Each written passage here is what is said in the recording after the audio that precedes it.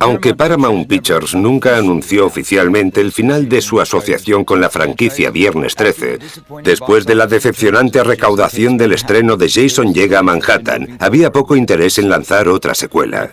Durante 3 años, Jason permanecería dormido, hasta que el productor Sean S. Cunningham decidió que había llegado el momento de que el monstruo volviera con su creador.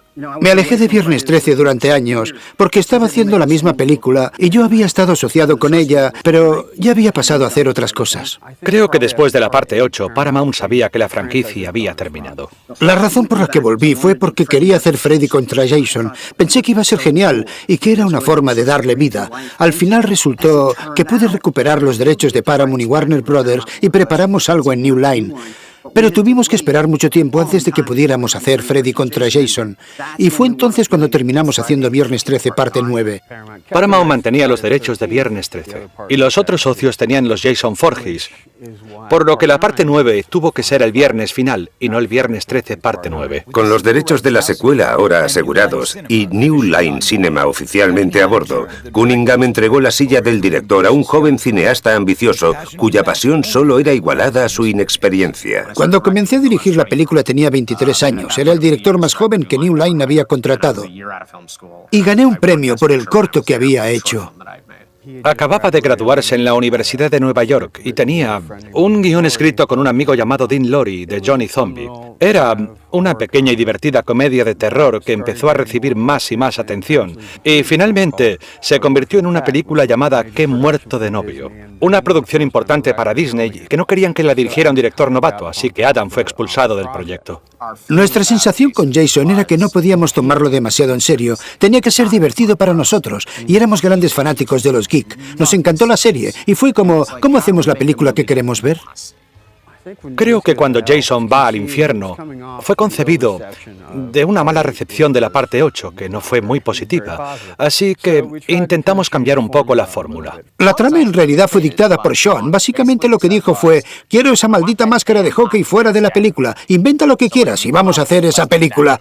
Acertadamente o no, tal vez Jason necesitaba una pequeña sacudida, así que decidimos adentrarnos y tocar la mitología un poco como en Halloween 3. Simplemente echaron a Michael Myers. Sean no estaba interesado en la máscara de hockey. Esa no era la película de Sean. La de Sean trataba sobre una madre que venga a la muerte por negligencia de su hijo. Sean siempre quiso volver a los temas de familia, así que estábamos realmente excitados con aquello. Quería crear una mitología a partir de estas 8 películas anteriores que realmente no llevaran de ninguna manera a una mitología, por lo que tuvo que crearla desde cero. Pensamos en lo divertido que sería jugar con las expectativas de la audiencia y comenzar la película matando a Jason.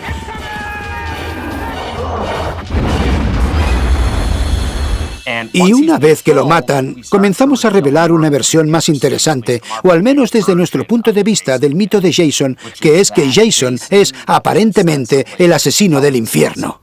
No tenía ni idea de cuál era la trama de Jason va al infierno, y teníamos un batiburrillo de guión. Iba de algo de Jason transfiriéndose de un cuerpo a otro. Así que Jason no es un maníaco que se oculta tras una máscara de hockey, aunque esa es su forma favorita, sino que su maldad puede ir de una persona a otra y otra y otra.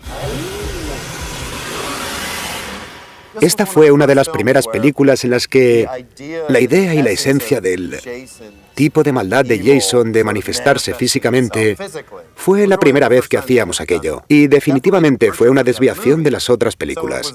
Así que fue un poco más que una película de criaturas que una especie de película slasher. Era una reminiscencia de Hayden, que ni siquiera había visto antes de que escribiéramos Jason. Así que dijimos, vaya, eso es una coincidencia. Me sorprendió tanto cuando finalmente vi la película que realmente tuviera todo sentido. Creo que nos dimos cuenta de que todo el equipo tenía menos de 25 años, excepto yo, y dije, ¿en serio? Entonces hubo ese entusiasmo como, oh, vaya, estamos haciendo un largometraje, esto es genial. No sabía nada y creo que el primer día de producción fue cuando me di cuenta, vaya, no sé ni dónde estoy parado. Cuando comienza Jason en el infierno, una joven núbil regresa a su cabaña de Crystal Lake en la oscuridad de la noche. Pero en un giro inesperado, se revela que la víctima prevista de Jason es en realidad una agente del FBI, utilizada como cebo humano. Lo divertido de mi personaje, la agente Marcus, es que es una agente del FBI. Tratamos de hacerlo como si no se supiera. Es decir, porque un agente del FBI se desnudaría en aquella cabaña para atraer a alguien. Pero una chica tiene que hacer lo que tiene que hacer. Y recuerdo que Adam odiaba mi pelo y le dije, cariño, si estás mirándome el pelo en lugar de las peras, ¿qué estás haciendo? Y pusimos cada cliché que había aparecido en cualquiera de las películas de Viernes 13 en una sección de 5 minutos. Ves el espejo cerrarse y él no está allí. Pensé que Adam era brillante en la forma en que te alimentaba con cuchara. Oh, estás bien, estás bien, estás bien. No, no lo estás jodido. Pude traer de vuelta a Kane Hodder, quien había interpretado a Jason antes y era básicamente el único vestigio que quedaba de los años de la Paramount. Ni siquiera fue una discusión. Fue, entonces, ¿quién tiene el número de teléfono de Kane Hodder? Me gustó mucho trabajar con Kane. Se tomó el papel muy en serio y sabía todo lo que Jason haría o no haría, así que hizo mi trabajo mucho más fácil.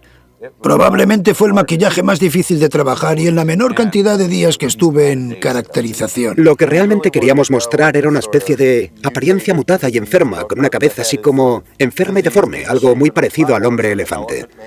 La máscara de hockey había estado sobre la cara de Jason tanto tiempo que la piel le había crecido a su alrededor, en teoría. Lo difícil fue no poder quitarse la máscara de hockey entre las tomas. Si haces algo violento, y ya sabes, con mucha energía te quita el aliento. Quieres poder quitarte esa cosa y recuperar el aliento. No podía quitármela entre tomas, así que tuve que recuperar el aliento mientras respiraba mi propio aire exhalado. No es nada fácil de hacer. Es un actor muy del método y eso es genial para la cámara, pero cuando tienes que trabajar con él puede ser muy abrumador.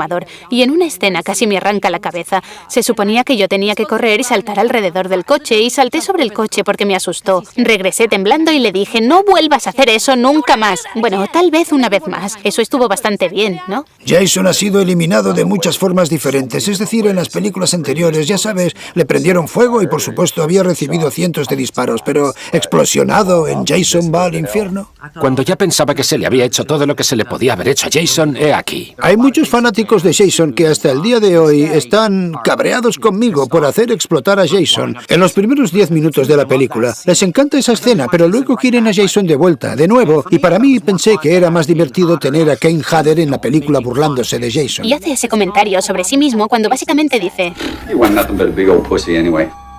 Y me encantó aquello, me encantó. Kane fue un activo notable para la película porque quería que todos los actores que interpretaban al malvado Jason en la película tuvieran la misma economía de movimiento y el mismo lenguaje.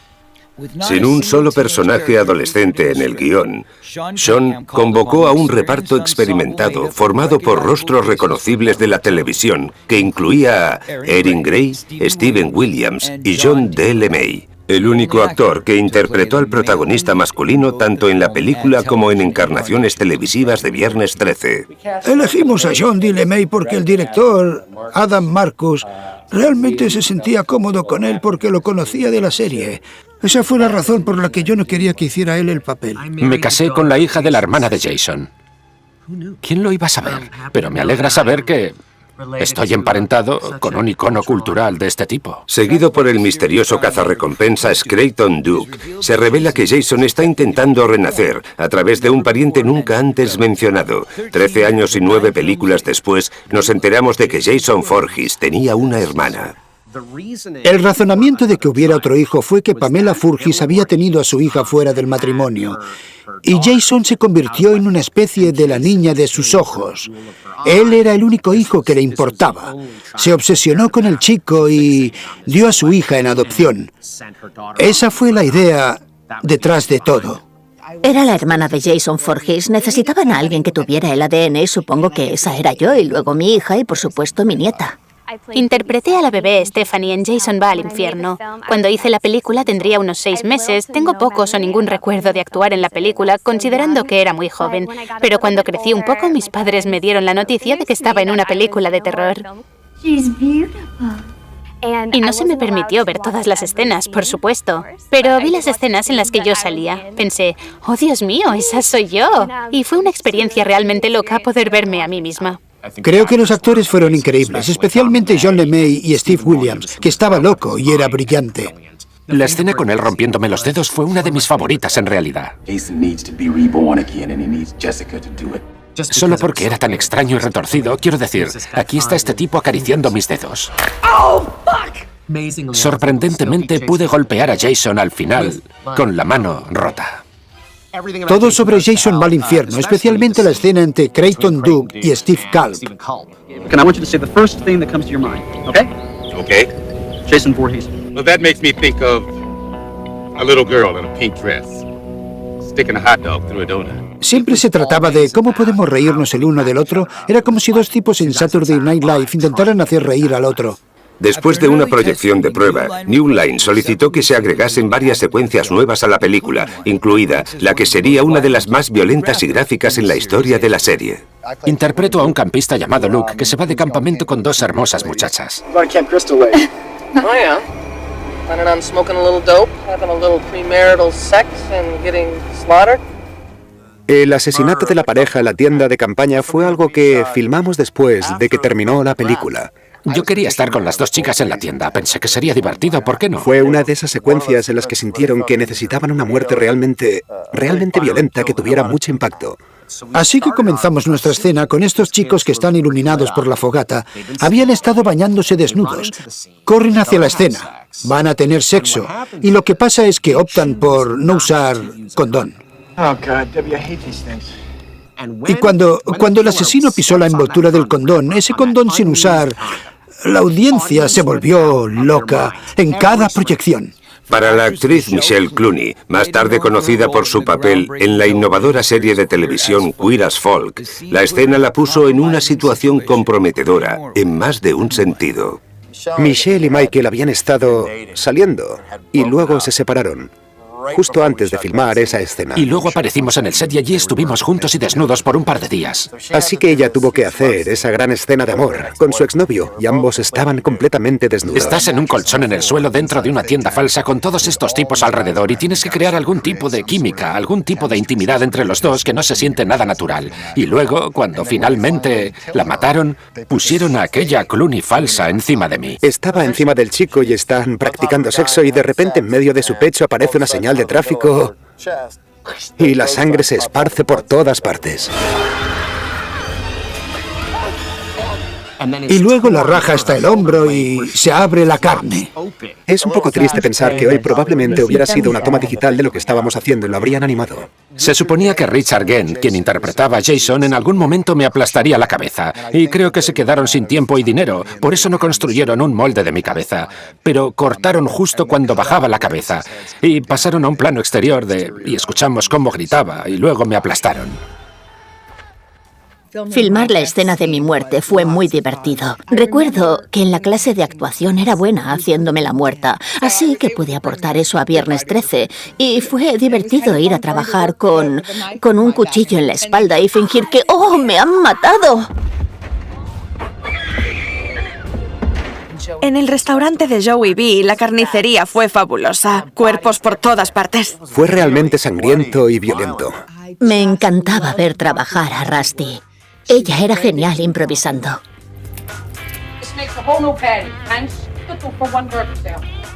Y cada vez que ella estaba en una escena, yo estaba hipnotizada por ella. Estaba apuntando a John y Carrie, defendiendo al bebé. Mi frase decía, nadie va a tocar ese bebé. Pero decidí decir...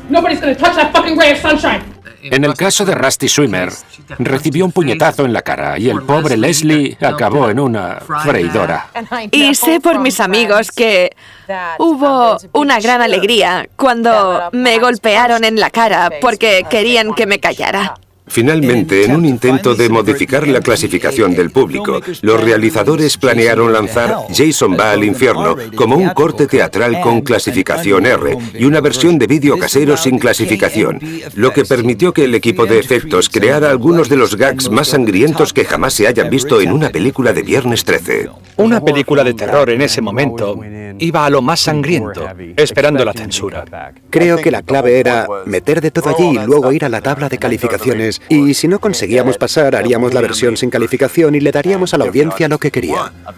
Finalmente, por supuesto, el mal vuelve al cuerpo de un Voorhees. That part about being reborn through a Voorhees woman, does it have to be a living woman? That thing's in the basement with Jessica's mother.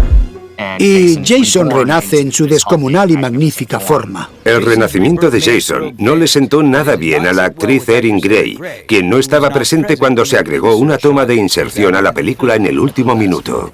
La primera vez que me enteré de esta escena fue en el cine cuando la vi y solté un grito ahogado muy fuerte. Pensé que era inapropiado. No era algo en lo que yo habría estado de acuerdo. De hecho, me sentí violada. Es la única cosa de cualquier escena, en cualquier película que haya hecho, que me resulta muy desagradable, aunque he perdonado a Sean desde entonces. Personalmente adoro a Sean. La verdad es que a quien estaba tratando de usar era Jason, la figura de Jason, como casi un premio para la audiencia.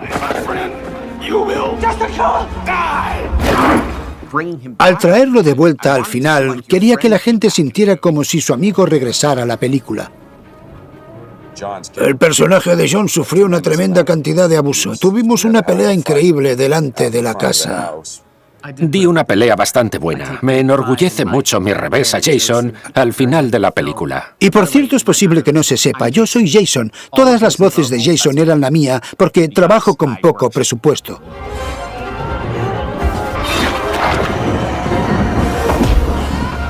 El personaje de Carrie también era bastante duro. Desafortunadamente no pude pelear con ella tanto como me habría gustado, pero aún así tuvimos algunas escenas buenas en las que ella me apuñaló. Curiosamente, el final de la película siempre estuvo escrito como un gran clímax lleno de relámpagos, con los cielos abriéndose y toda esa actividad celestial. En la KNB teníamos una secuencia muy elaborada, con todo tipo de marionetas, y teníamos una miniatura que terminó sin ser utilizada por problemas técnicos. Se suponía que las ramas o las raíces de los árboles succionarían a Jason hasta el infierno. Todos estábamos debajo de la mesa haciendo títeres. E iban a hacer tomas aéreas y grandes movimientos de cámara que nos rodeaban a los dos mientras nos enfrentábamos. Originalmente tenían una criatura extra al final, que era un bebé demonio, creo. Un bicho amputado, con traje protéstico, que tenía una cola grande y larga y finalmente terminó siendo suprimida. Este es mi muñeco, que Bob Kurtzman me dio después del rodaje. No lo usaron, así que sí, tengo un pequeño recuerdo de mí. Pero aún quedaba la toma de despedida, una que prepararía el escenario para el tan esperado enfrentamiento entre Jason y Freddy Krueger, de Pesadilla en Elm Street. De repente dije, espera un segundo, tenemos la oportunidad de hacer la mejor broma en esta película. Estamos con New Line y New Line es propietaria de Freddy. ¿Qué estamos haciendo? O sea, ese es el final de nuestra película. Y se enamoraron de la idea. Quiero decir, fue como un flechazo. Dios mío, eso es genial. Al final, cuando la mano de Freddy sale del suelo y agarra la máscara de hockey, era mi mano la que llevaba el guante de Freddy y coge la máscara. And this is your final chance to see it. Jason Goes to Hell. El viernes final se estrenó el viernes 13 de agosto de 1993, con una recaudación de $7,5 millones en su primer fin de semana. Hasta el día de hoy, Jason va al infierno sigue siendo una de las entregas más altamente debatidas de la serie. Y una vez más, el viernes final no fue tan final después de todo. Estábamos intentando hacer algo diferente. A algunas personas les gusta y perdonan los defectos, otras solo ven los fallos. Y ya sabes, querían a Jason todo el tiempo. Jason tiene que estar en la película. Creo que fue una de las mayores decepciones para los fans. Es posible que el concepto estuviera sobre la mesa de alguna manera. En ese momento estaban tratando de reinventar y descubrir cómo mantener la franquicia y a la gente interesada. Así que respeto eso. Creo que hicimos algo audaz. Sé que hay personas a las que les molesta eso, pero mi respuesta siempre ha sido, ¿sabes qué? Hay 7 de esas películas que puedes alquilar. Puedes ver todo lo que quieras de Jason con la máscara. Tienes que contar una historia determinada y es mejor que esa historia sea coherente con las que la precedieron, y será mejor que Jason sea coherente con lo que sucedió antes, y eso no deja lugar a decir, tengo una idea, dejemos que Jason haga un intercambio de cuerpos. No es muy bueno.